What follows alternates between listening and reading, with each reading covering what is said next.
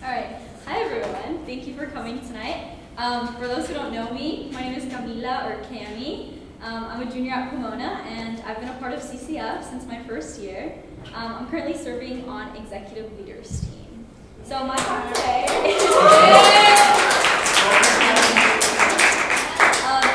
today is about friendship, particularly the different roles that friends play in our lives.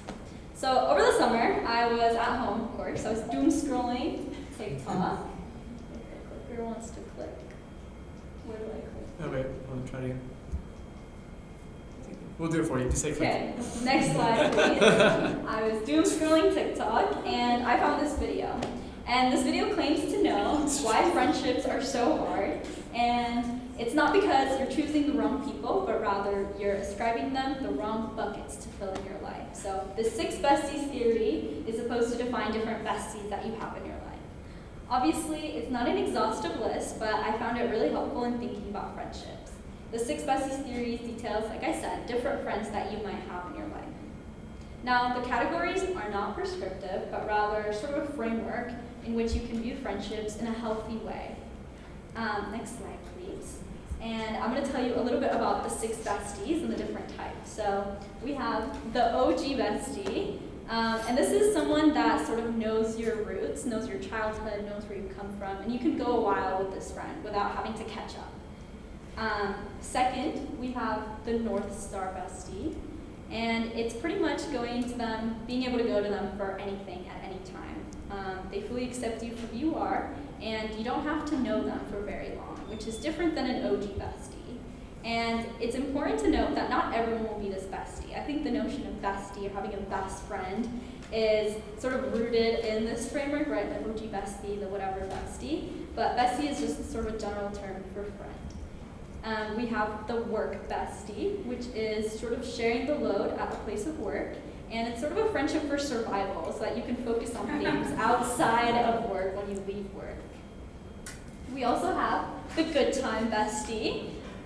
It's pretty self-explanatory. This friendship could be considered maybe a little bit more superficial, less deep, and these friends still show up, but they show up in their way, which may not always be your way, in the way that you need. We also have the dead body bestie.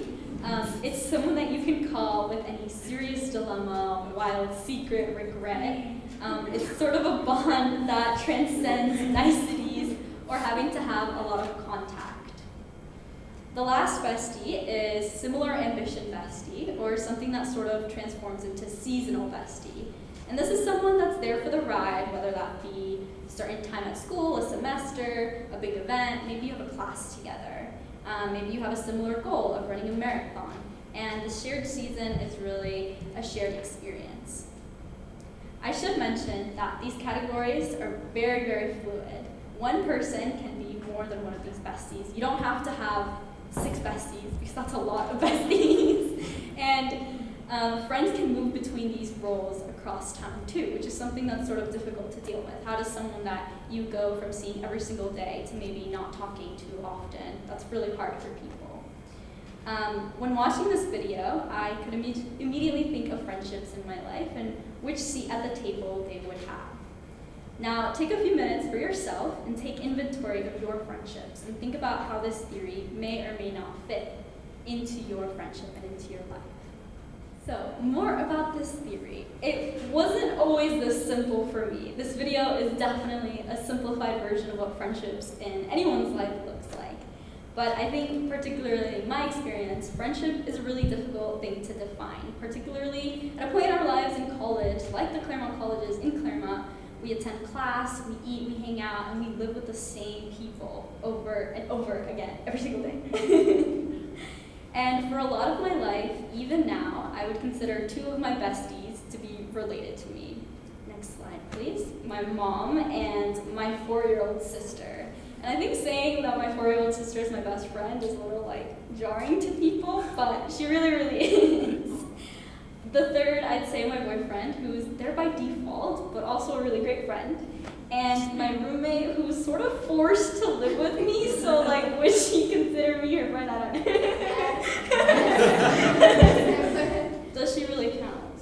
Oh. If she's my roommate, what if she's forced to live with me? Now, friendships were never really an anxiety for me. As an outgoing kid, and maybe you noticed this if you're just meeting me for the first time, I'm a little bit outgoing, I didn't have any trouble making friends, and in high school, I met my best friend on the second day of school. Crazy lucky. Moving across the country from Virginia to attend Pomona, the troubles of friendships never really crossed my mind. And at first, everything seemed to be fine. I made friends with people that I met during orientation, and we spent all of our time together.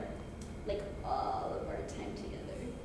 Which means, to my next point, it became pretty clear that we had some pretty codependent dynamics in this friendship first semester. And it all disintegrated very quickly when two people in the friend group started talking not so kindly about me and someone else in the group. Obviously, that was a very hurtful experience, and soon, next slide, I found myself eating alone for lunch and dinner, more isolated than I had ever felt before, 2,000 miles away from home, and 3 months into college. Yikes, you guys. It was a rough patch. It's me, green boxing food type, watching a movie, spending alone time, which isn't a bad thing, which I'll talk about later. But I truly felt that if I didn't have that codependent friend group or a core group that I was always with, that I didn't have any friends. And this, I realized, was a really valid feeling, being a first-year student in my first semester. But it was also an inviolable sort of idea that I had made in my head. Friendships are meant to be life-giving, not anxiety-inducing. Now, next slide, please. I invite you to discuss with the people around you in groups of 3 or 4, speaking from your own experience, what's difficult about friendship? How have you experienced the practice of friendship not living up to your hopes or expectations? And just turn and talk with the people around you. We'll come back together in a second.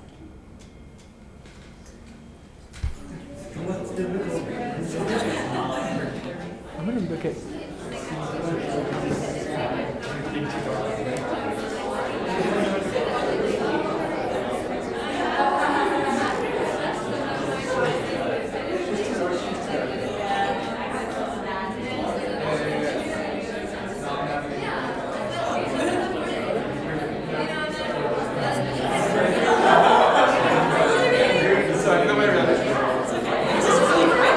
Yeah, watching on the screen.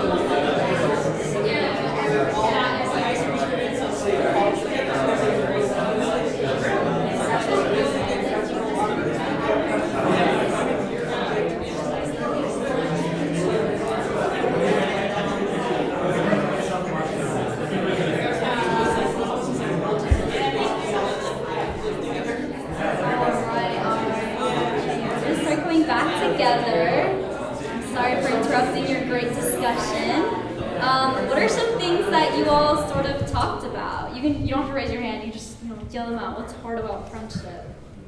Communication styles. Communication styles, yeah, that's hard. What else did we talk about? Conflicting schedules. Conflicting schedules. College students, yes. Yapping. Yapping? Just what's difficult about yapping? Sometimes one person yaps too much and drowns out the other yapper. Can you out-yap the yapper? Anything from this side of the room? One-sidedness or a lack of commitment?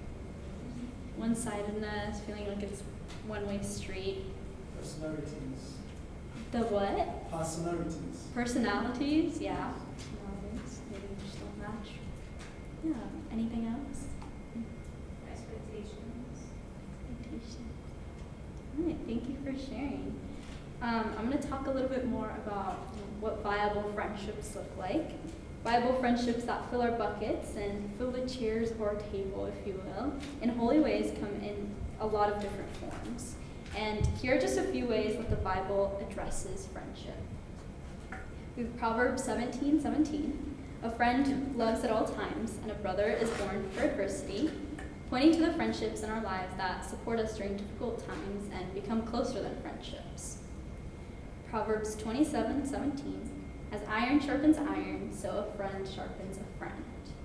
About friendships that inspire growth and positive influence, or the common saying that at least my parents told me growing up, which was, show me your friends and I'll show you who you are. Proverbs 18:24. A person of many companions may come to a ruin. There is a friend who sticks closer than a brother. Contrasting having maybe numerous superficial relationships versus a deep connection with someone that sticks it through.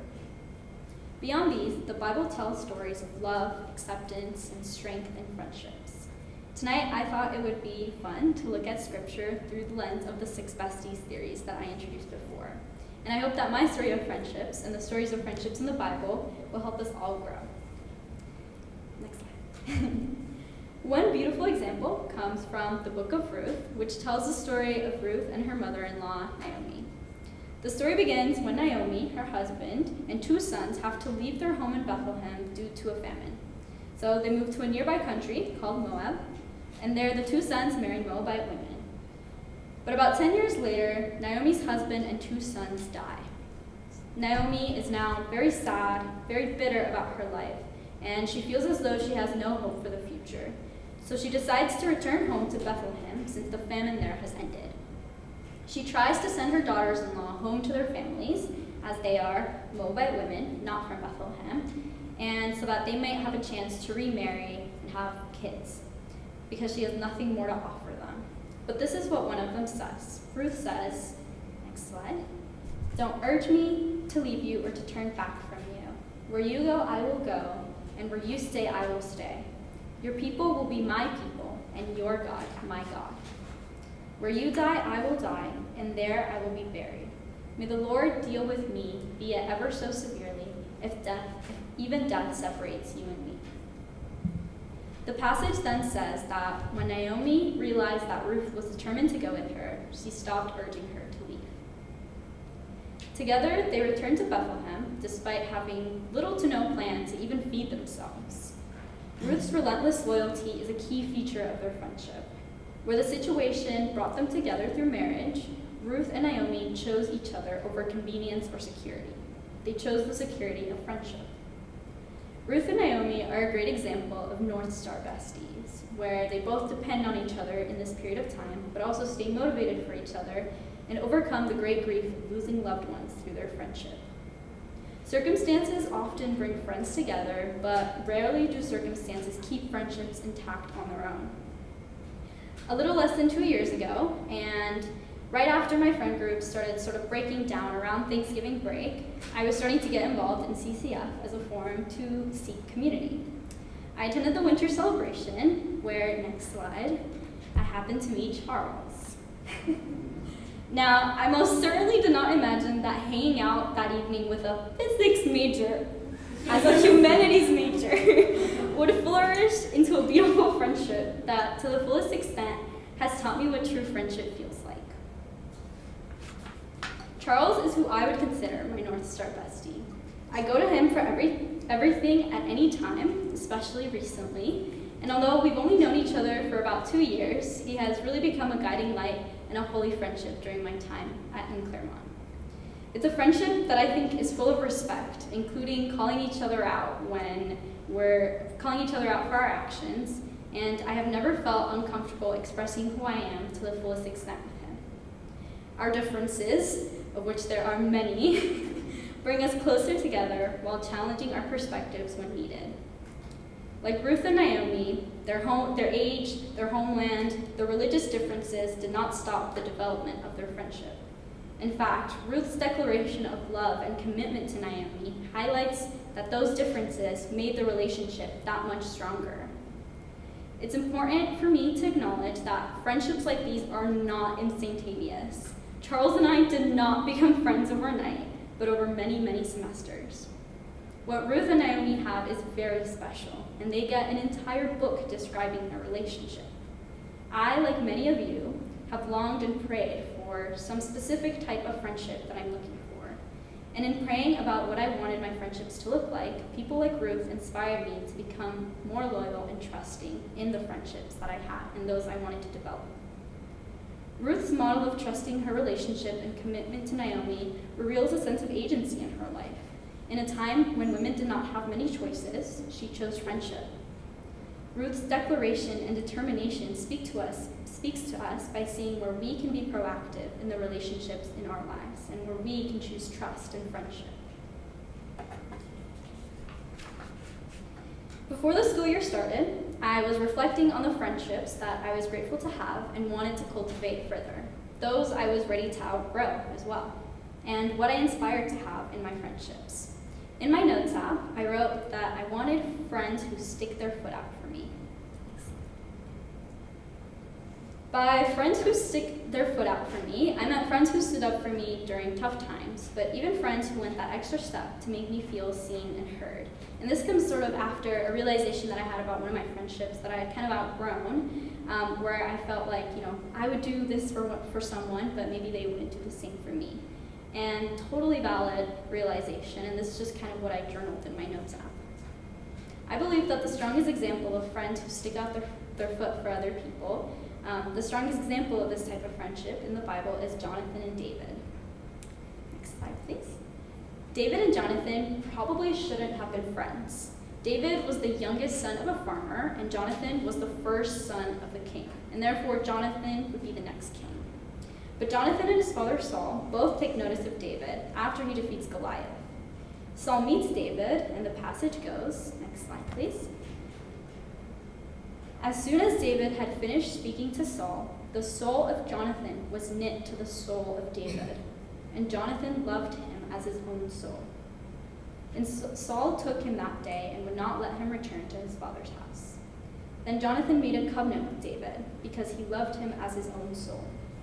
And Jonathan stripped himself of the robe that was on him and gave it to David, and his armor, and even his sword, and his bow, and his belt. Jonathan chose to love David, even giving him his robes and weapons as a sign of trust.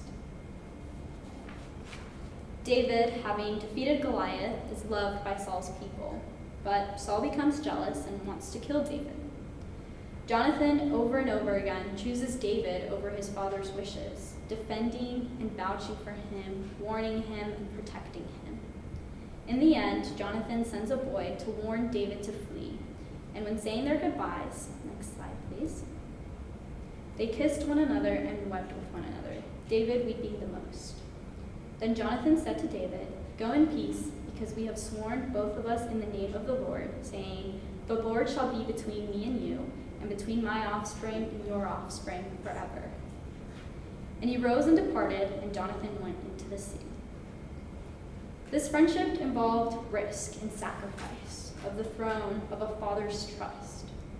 Not only did David and Jonathan represent OG besties that grew up together, knew each other's background, but after Jonathan dies in battle, we see their dead body bestie dynamic highlighted.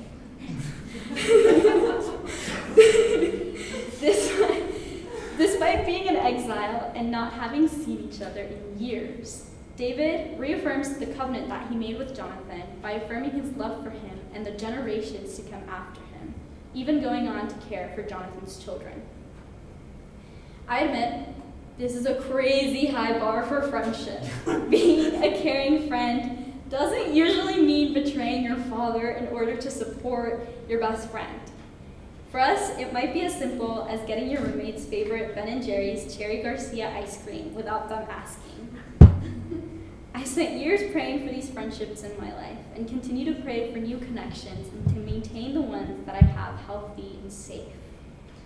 But as I learned my first semester, college is a very weird place for friendship. Everything sort of gets distorted into the Claremont bubble, and it's hard to invest in friendships when scheduling a lunch, like we mentioned before, requires a Google Calendar invite. Maybe the friendships we have here aren't like the ones that we had back home, and that's new and uncomfortable. On a more positive note, college is also a great place to be exposed to new friendships.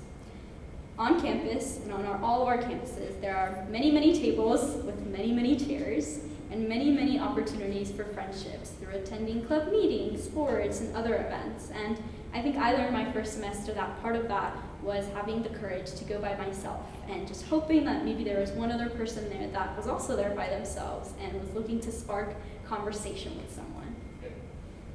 I wish I could keep going on and on about examples of friendships and telling stories about the people in my life that keep me sane, happy, and healthy.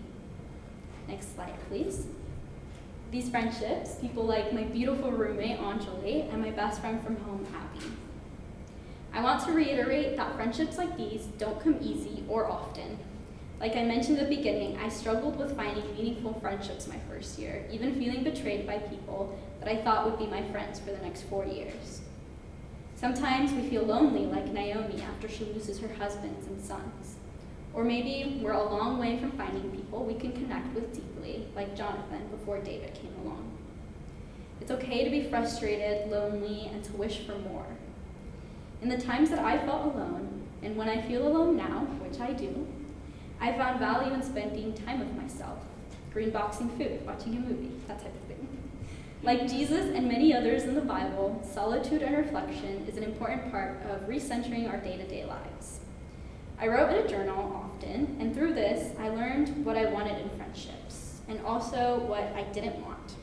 In the friendships that didn't quite work out, I learned what didn't fulfill me, what didn't fill my buckets, and how I could have been more proactive in building connections.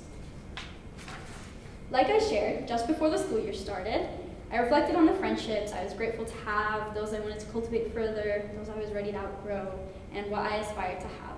So here's that notes app journal entry again. I invite you all tonight to join me in reflecting, and I hope that today's talk spoke to us as individuals and also as a fellowship in how we can magnify God-filled relationships and friendships. I'm going to give us a few minutes of personal reflection time on our own before we share in groups of 3 to 4. In a few, I'll bring us back together, we can talk in small groups, and then we can talk out loud. Next slide, please. There's also note cards underneath your chairs and pens. Surprise! And so you can write down your reflections, like I journal in my journal or in my notes app. And we're going to reflect on the qualities that we aspire to have in our friendships. We also can reflect on what else spoke to us tonight. What questions do you still have? What help do you need to strengthen or seek out friendships? And what are next steps for you? So just take a few minutes, personal reflection time, and when you're ready, you can start talking to the people around you. All right. Thank you, everyone. I'm going to start coming back together. I invite you all to continue these conversations later while we have some mixing and mingling time, but I wanted to say thank you. And I hope this gave you all some insight on, like I said, how to magnify God-filled relationships in our lives. Thank you.